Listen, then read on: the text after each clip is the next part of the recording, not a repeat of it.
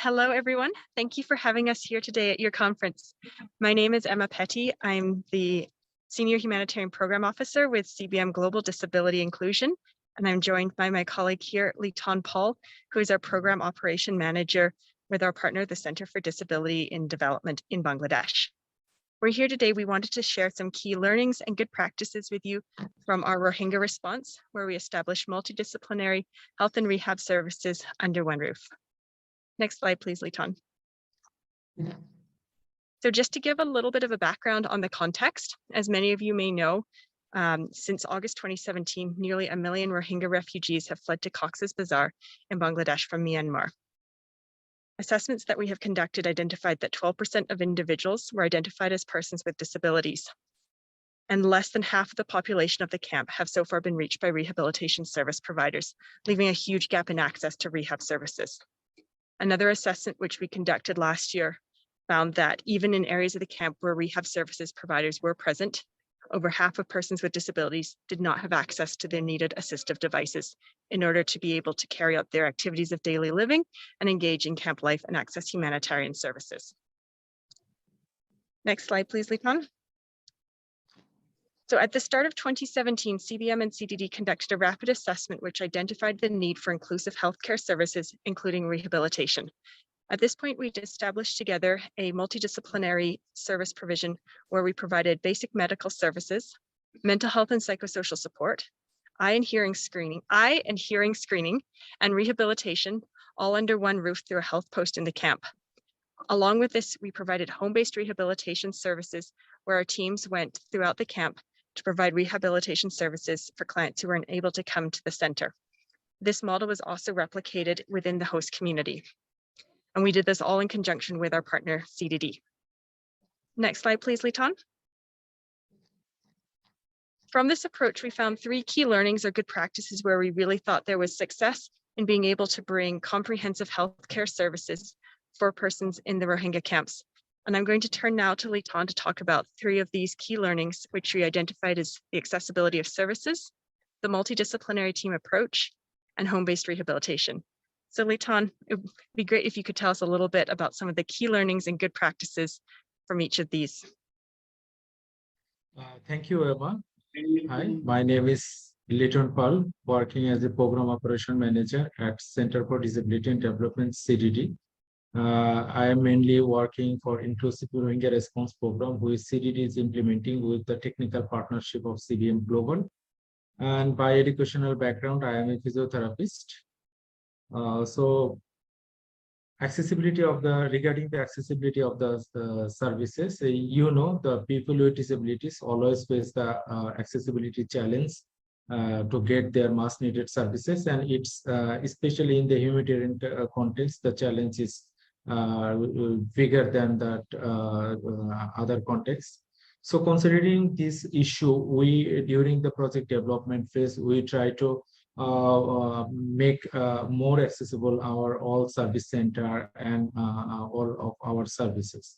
During the project design phase, we involve with community people, especially the people with disabilities, and we took their suggestion and opinion to make our service more inclusive and involve them into our project designing phase. In terms of accessibility, we not only consider that just physical accessibility, we also consider the other aspect of the accessibility, such as information dissemination about our service. And we also ensure the participation of all sorts of beneficiaries or from all age group or all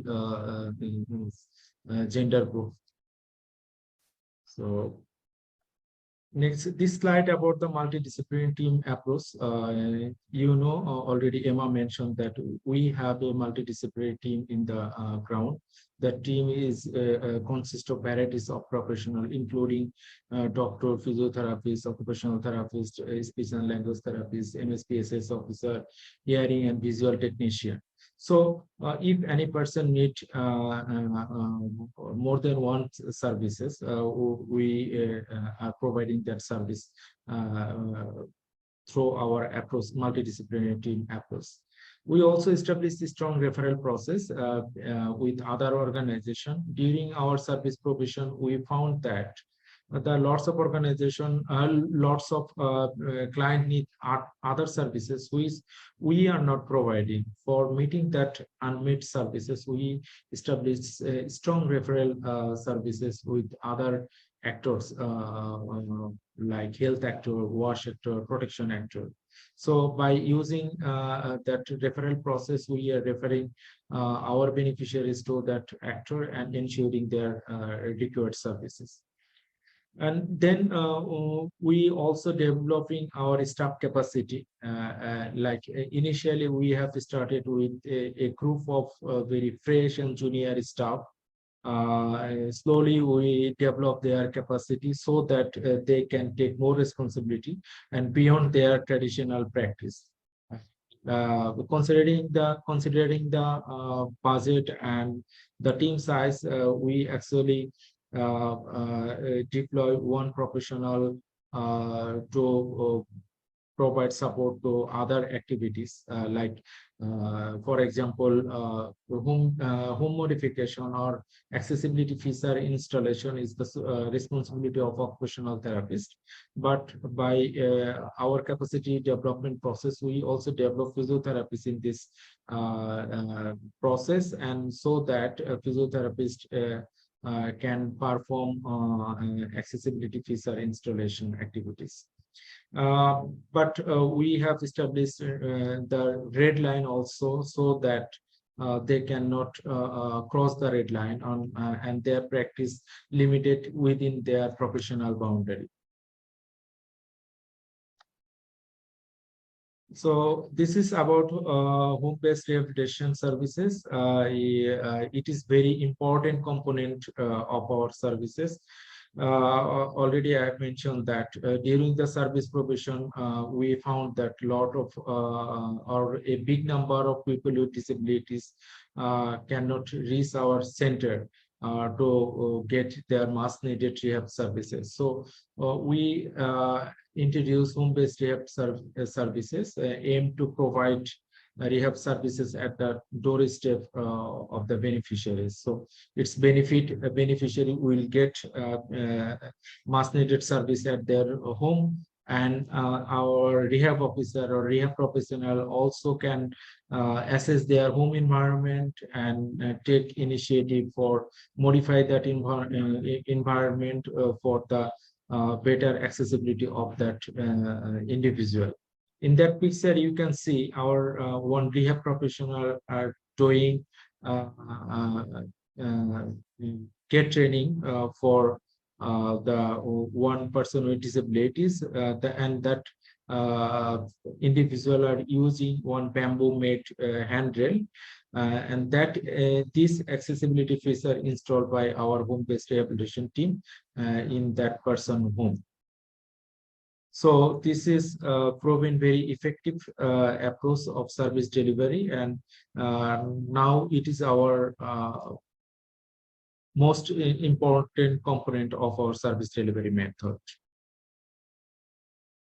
So over-reaching principle, actually we found that lots of organizations or lots of people are thinking disability inclusion is the mainly responsible for the organization like CDD, CBM, or other organizations who are mainly